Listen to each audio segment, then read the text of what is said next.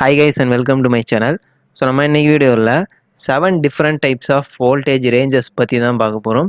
So நிறைய பேருக்கு வந்து பார்த்தீங்கன்னா rated voltage, nominal voltage, low வோல்டேஜ்னா என்ன, ஹை வோல்டேஜ்னா என்ன அப்படின்றத பற்றி நிறைய கன்ஃபியூஷன்ஸ் வந்து இருக்கும்.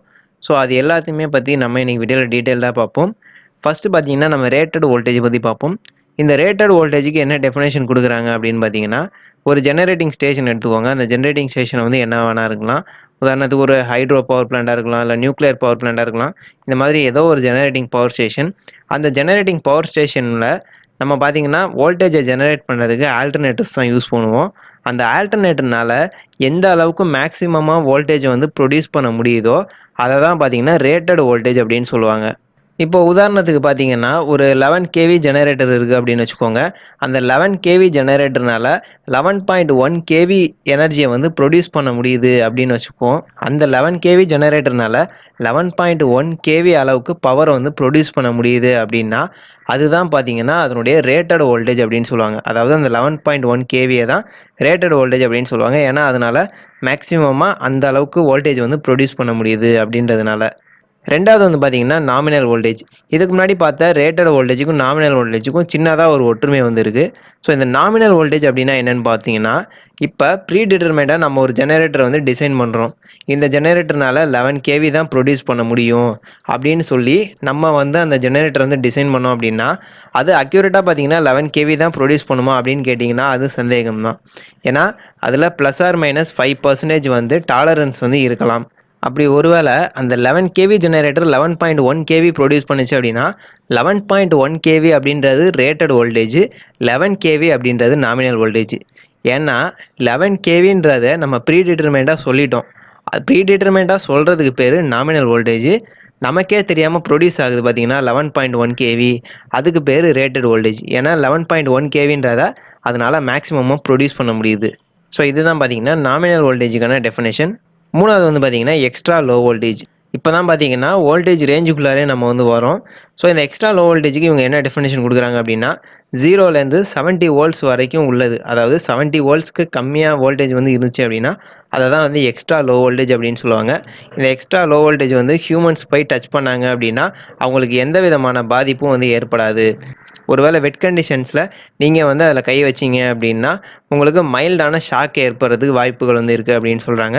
இதுக்கான எக்ஸாம்பிள்ஸ் வந்து பார்த்தீங்கன்னா 12 வோல்டேஜ், 24 வோல்டேஜ் பேட்டரிஸஸ் வந்து சொல்லலாம். ஃபோன் சார்ஜர்னுடைய அவுட்புட் வந்து இருக்கு இல்லையா, அந்த மாதிரியான சின்ன சின்ன அப்ளிகேஷன்ஸ் வந்து நம்ம சொல்லலாம். ஸோ இந்த எக்ஸ்ட்ரா லோ வோல்டேஜ்னால ஹியூமன்ஸுக்கு வந்து எந்த விதமான பாதிப்பும் வந்து இருக்காது. அடுத்தது பார்த்தீங்கன்னா லோ வோல்டேஜ். நம்ம வீடுகளில் பயன்படுத்தக்கூடியதெல்லாம் பார்த்தீங்கன்னா லோ வோல்டேஜ் தான். ஸோ இந்த லோ வோல்டேஜினுடைய ரேஞ்ச் வந்து பார்த்தீங்கன்னா 70 வோல்ட்ஸ்லேருந்து 600 வோல்ட்ஸ் வரைக்கும் உள்ளதை அந்த லோ வோல்டேஜ் அப்படின்னு சொல்கிறாங்க. இந்த லோ வோல்டேஜ் வந்து ஹியூமன்ஸ் வந்து டச் பண்ணாங்க அப்படின்னா அவங்களுக்கு வந்து பார்த்திங்கன்னா லைவாக ஷாக் அடிக்கும். கண்டிப்பாக வந்து ஷாக் அடிக்கும். அதுலேயும் வெட் கண்டிஷன்ஸில் வந்து ஹியூமன்ஸ் வந்து போய் டச் பண்ணாங்க அப்படின்னா டேஞ்சரஸான ஷாக் வந்து அடிக்கும். அதுவும் இல்லாமல் கோமா ஸ்டேஜ் அப்படின்லாம் இறந்து போகிறதுக்கு கூட வாய்ப்புகள் வந்து இருக்குது அப்படின்னு சொல்கிறாங்க. இதுக்கான எக்ஸாம்பிள்ஸ் வந்து பார்த்திங்கன்னா நம்ம வீடுகளில் யூஸ் பண்ணக்கூடிய சிங்கிள் ஃபேஸ் பவர் சப்ளையை சொல்லலாம். 230 வோல்ட்ஸ் வரைக்கும் நம்ம வந்து யூஸ் பண்ணுறோம் இல்லையா, அதெல்லாம் பார்த்தீங்கன்னா இந்த லோ வோல்டேஜ் ரேஞ்சில் தான் வரும். 440 வோல்ட்ஸ் வந்து பார்த்தீங்கன்னா 3 ஃபேஸில் வந்து யூஸ் பண்ணுவாங்க. அதுவுமே பார்த்தீங்கன்னா இந்த லோ வோல்டேஜ் ரேஞ்சில் தான் வரும். அதுவும் இல்லாமல் பார்த்தீங்கன்னா 110 வோல்ட்ஸ் எலக்ட்ரிக் மோட்டார் வந்து சொல்லலாம்.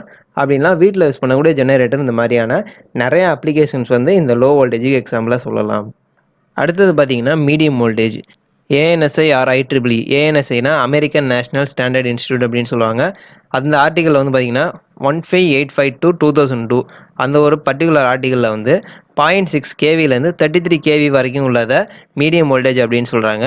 அண்ட் அது மட்டும் இல்லாமல் பார்த்தீங்கன்னா ஐட்ரிபிள்இ ஸ்டாண்டர்ட் 16232/2004 இந்த ஒரு ஆர்டிக்கலில் வந்து பார்த்தீங்கன்னா 1 கேவிலேருந்து 33 கேவி வரைக்கும் உள்ளதை மீடியம் வோல்டேஜ் அப்படின்னு சொல்கிறாங்க. மோஸ்ட்லி வந்து பார்த்தீங்கன்னா இந்த 0.6 கேவி வந்து நிறையா புக்ஸில் வந்து யூஸ் பண்ணலை. இந்த 1 கேவி டு 33 கேவி இந்த ஒரு ரேஞ்சை தான் பார்த்தீங்கன்னா நிறைய புக்ஸில் வந்து மீடியம் வோல்டேஜ் அப்படின்ற ரேஞ்சாக வந்து கொடுத்துருக்குறாங்க. ஸோ 1 கேவிலேருந்து 33 கேவி வரைக்கும் உள்ளது மீடியம் வோல்டேஜ் அப்படின்னு சொல்லுவாங்க. இதுக்கான எக்ஸாம்பிள்ஸ் வந்து பார்த்தீங்கன்னா ரூரல் பவர் டிரான்ஸ்மிஷன் லைன்ஸ். கிராமப்புறங்கள்லாம் யூஸ் பண்ணக்கூடிய டிரான்ஸ்மிஷன் லைன்ஸ் நீங்கள் வயல்வெளிகள்லாம் கூட பார்த்துருக்கலாம். அதுக்கப்புறம் பார்த்தீங்கன்னா இண்டஸ்ட்ரியல் பவர் டிஸ்ட்ரிபியூஷன். இண்டஸ்ட்ரீஸ்க்காக பார்த்தீங்கன்னா பவர்ஸ் வந்து நிறைய டிஸ்ட்ரிபியூட் பண்ணுவாங்க. அந்த மாதிரி ஏரியாஸ்லலாம் பார்த்தீங்கன்னா இந்த மீடியம் வோல்டேஜ் லைன்ஸ் வந்து நிறையவே யூஸ் பண்ணியிருப்பாங்க. அதுக்கப்புறம் பார்த்தீங்கன்னா சர்க்யூட் பிரேக்கர்ஸில் வந்து 690 வோல்ட்ஸ் டு 33 கேவியில் வந்து பார்த்தீங்கன்னா சர்க்யூட் பிரேக்கர்ஸ் ரேஞ்ச் வந்து இருக்கும் அந்த மாதிரி ஹெவி அப்ளிகேஷன்ஸ்க்குலாம். ஸோ அந்த மாதிரியான அப்ளிகேஷன்ஸ் யூஸ் பண்ணக்கூடிய அந்த வோல்டேஜ் ரேஞ்சை தான் வந்து பார்த்தீங்கன்னா மீடியம் வோல்டேஜ் அப்படின்னு சொல்லுவாங்க. அடுத்தது பார்த்தீங்கன்னா ஹை வோல்டேஜ். இந்த ஹை வோல்டேஜுடைய ரேஞ்ச் வந்து பார்த்தீங்கன்னா 33 கேவிலேருந்து 220 கேவி வரைக்கும் இருக்கும். இதை தான் பார்த்தீங்கன்னா ஹை வோல்டேஜ் அப்படின்னு சொல்லுவாங்க. நிறைய டிரான்ஸ்மிஷன் லைன்ஸில் பார்த்தீங்கன்னா ஸ்டில் இந்த ஹை வோல்டேஜ் வந்து டிரான்ஸ்மிட் பண்ணிட்டு இருக்கிறாங்க. இதெல்லாம் பார்த்தீங்கன்னா நார்மல் டிரான்ஸ்மிஷன் லைன்ஸில் யூஸ் பண்ண மாட்டாங்க. ஹெவி டிரான்ஸ்மிஷன் லைன்ஸில் தான் பார்த்தீங்கன்னா இந்த மாதிரியான ஹை வோல்டேஜை வந்து டிரான்ஸ்மிட் பண்ணுவாங்க. ஸோ 33 கேவிலேருந்து 220 கேவி வரைக்கும் உள்ளதை ஹை வோல்டேஜ் அப்படின்னு சொல்லுவாங்க. அடுத்தது பார்த்தீங்கன்னா எக்ஸ்ட்ரா ஹை வோல்டேஜ். இதுக்கு முன்னாடி நம்ம பார்த்ததெல்லாம் வந்து பார்த்தீங்கன்னா ஜென்ரலாக வந்து நிறைய பேர் வந்து யூஸ் பண்ணுற மாதிரியான வோல்டேஜ் ரேஞ்சு. பட் இதுக்கப்புறம் வர்றதெல்லாம் பார்த்தீங்கன்னா கன்சியூமரோட ரெக்குயர்மெண்ட்டை பேஸ் பண்ணி வர்றது. ஸோ வந்து ஒரு கன்சியூமர் வந்து இருக்கிறாங்கன்னு வச்சுக்கோங்க, அவங்க எனக்கு இந்த அளவுக்கான வோல்டேஜ் ரேஞ்ச் வந்து தேவை அப்படின்னு சொல்லிட்டு ஏதாவது வந்து டிமாண்ட் பண்ணாங்க அப்படின்னா அதுக்கான ஜெனரேட் பண்ணக்கூடிய அந்த வோல்டேஜஸ் தான் பார்த்தீங்கன்னா இனி வரப்போகிறது. ஸோ இந்த எக்ஸ்ட்ரா ஹை வோல்டேஜ்லாம் பார்த்தீங்கன்னா வந்து எல்லா இடங்கள்லையும் யூஸ் பண்ண மாட்டாங்க, குறிப்பாக சில இடங்களில் மட்டும்தான் யூஸ் பண்ணுவாங்க. இந்த எக்ஸ்ட்ரா ஹை வோல்டேஜினுடைய ரேஞ்ச் வந்து பார்த்தீங்கன்னா 220 கேவிலேருந்து 760 கேவி வரைக்கும் இருக்கும் அப்படின்னு சொல்லுவாங்க.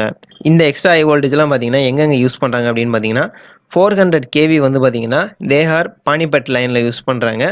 760 கேவி வந்து பார்த்தீங்கன்னா அன்பாரா உணவ் அப்படின்ற அந்த லைனில் வந்து பார்த்தீங்கன்னா யூஸ் பண்ணிட்டு இருக்கிறாங்க. இது வந்து பார்த்தீங்கன்னா எல்லா இடங்களையும் யூஸ் பண்ண மாட்டாங்க, குறிப்பாக ஒரு சில இடங்களில் மட்டும் யூஸ் பண்ணுவாங்க. கடைசியாக வந்து பார்த்தீங்கன்னா அல்ட்ரா ஹை வோல்டேஜ். இந்த அல்ட்ரா ஹை வோல்டேஜ்ன்றது தான் பார்த்தீங்கன்னா இருக்கிறதுல டாப் மோஸ்ட்டாக வந்து யூஸ் பண்ணுறது. ஸோ இந்த அல்ட்ரா ஹை வோல்டேஜினுடைய ரேஞ்ச் வந்து பார்த்தீங்கன்னா அபவ் 800 கேவி, அதாவது 800 கேவிக்கு மேலே இருக்கக்கூடிய வோல்டேஜ் ரேஞ்சை தான் வந்து பார்த்தீங்கன்னா அல்ட்ரா ஹை வோல்டேஜ் அப்படின்னு சொல்லுவாங்க. இதுவும் பார்த்தீங்கன்னா எல்லா இடங்களையும் யூஸ் பண்ண மாட்டாங்க. ஏற்கனவே சொன்ன மாதிரியான கன்சியூமர் ரெக்குயர்மெண்ட்டை பேஸ் பண்ணி தான் பார்த்தீங்கன்னா இந்த அல்ட்ரா ஹை வோல்டேஜும் யூஸ் பண்ணுவாங்க. இதுக்கான எக்ஸாம்பிள் வந்து பார்த்தீங்கன்னா பினா நேஷனல் அப்படின்ற இடத்துல 1200 கேவி வந்து யூஸ் பண்ணுறாங்க. ஸோ டாப் மோஸ்ட் வந்து பார்த்தீங்கன்னா இருக்கிறதுலே வந்து இந்த அல்ட்ரா ஹை வோல்டேஜ் யூஹெச்வி அப்படின்னு சொல்லுவாங்க இதை. இந்த வோல்டேஜ் ரேஞ்சு தான் வந்து இருக்கிறதுலே டாப் மோஸ்ட்டாக வந்து யூஸ் பண்ணிட்டு இருக்கிறாங்க. இப்போ நம்ம பார்த்த அந்த வோல்டேஜ் ரேஞ்சோடைய சார்ட் வந்து பார்த்தீங்கன்னா இங்கே டிஸ்பிளே பண்ணியிருக்கிறேன். இதில் ஏற்கனவே சொன்ன மாதிரி ரேட்டட் வோல்டேஜ் அப்படின்றது பார்த்தீங்கன்னா ஒரு ஜெனரேட்டரால் எந்த அளவுக்கு மேக்ஸிமமாக வோல்டேஜ் வந்து ப்ரொடியூஸ் பண்ண முடியுதோ அதான் ரேட்டட் வோல்டேஜ். நாமினல் வோல்டேஜ் அப்படின்றது இந்த ஜெனரேட்டர் இந்த அளவுக்கு தான் வோல்டேஜ் வந்து ப்ரொடியூஸ் பண்ணும் அப்படின்னு நம்மளே ப்ரீடிட்டர்மைன் பண்ணி டிசைன் பண்ணோம் அப்படின்னா அதை தான் வந்து நாமினல் வோல்டேஜ் அப்படின்னு சொல்லுவாங்க. எக்ஸ்ட்ரா லோ வோல்டேஜ் அப்படின்றது 70 வோல்ட்ஸ்க்கு கீழே உள்ள வோல்டேஜ் ரேஞ்சு தான் வந்து எக்ஸ்ட்ரா லோ வோல்டேஜ் அப்படின்னு சொல்லுவாங்க. லோ வோல்டேஜ் அப்படின்னா 70 வோல்ட்ஸ் டு 600 வோல்ட் வரைக்கும் உள்ளதை லோ வோல்டேஜ் அப்படின்னு சொல்லுவாங்க. மீடியம் வோல்டேஜ் அப்படின்றது 0.6 கேவி ஆர் 1 கேவிலேருந்து 33 கேவி வரைக்கும் உள்ளதை மீடியம் வோல்டேஜ் அப்படின்னு சொல்லுவாங்க. ஹை வோல்டேஜ் ஹெச்வி அப்படின்னா 33 கேவிலேருந்து 220 கேவி வரைக்கும் உள்ள range. Extra high voltage EHV அப்படின்னா 220 கேவிலேருந்து 760 கேவி வரைக்கும் உள்ளது இஹெச்வி அப்படின்னு சொல்லுவாங்க. அல்ட்ரா ஹை வோல்டேஜ் யூஹெச்வி அப்படின்றத 800 கேவிக்கு கிரேட்டர் தானாக இருக்கிறது எல்லாமே வந்து பார்த்தீங்கன்னா அல்ட்ரா ஹை வோல்டேஜ் அப்படின்னு சொல்லுவாங்க. ஸோ இன்றைக்கி பார்த்தா இந்த ஒரு பிபிடி ஃபைலினுடைய லிங்க் வந்து பார்த்தீங்கன்னா கீழே டிஸ்கிரிப்ஷனில் கொடுக்குறேன், மறக்காமல் செக் பண்ணி பாருங்கள். அண்ட் இந்த வீடியோ உங்களுக்கு பிடிச்சா லைக் பண்ணுங்கள், அண்ட் இன்ஃபர்மேட்டிவாக வச்சுட்டு உங்கள் ஃப்ரெண்ட்ஸ் கிட்ட ஷேர் பண்ணுங்கள். வேறு ஏதாவது வீடியோஸ் வந்து நான் அது மாதிரி பேசணும் அப்படின்னா அதை கீழே கமெண்ட் பண்ணுங்கள், நான் நிச்சயமாக அதை பற்றி பேசுகிறேன். மறக்காமல் நம்ம சேனலை சப்ஸ்கிரைப் பண்ணுங்கள்.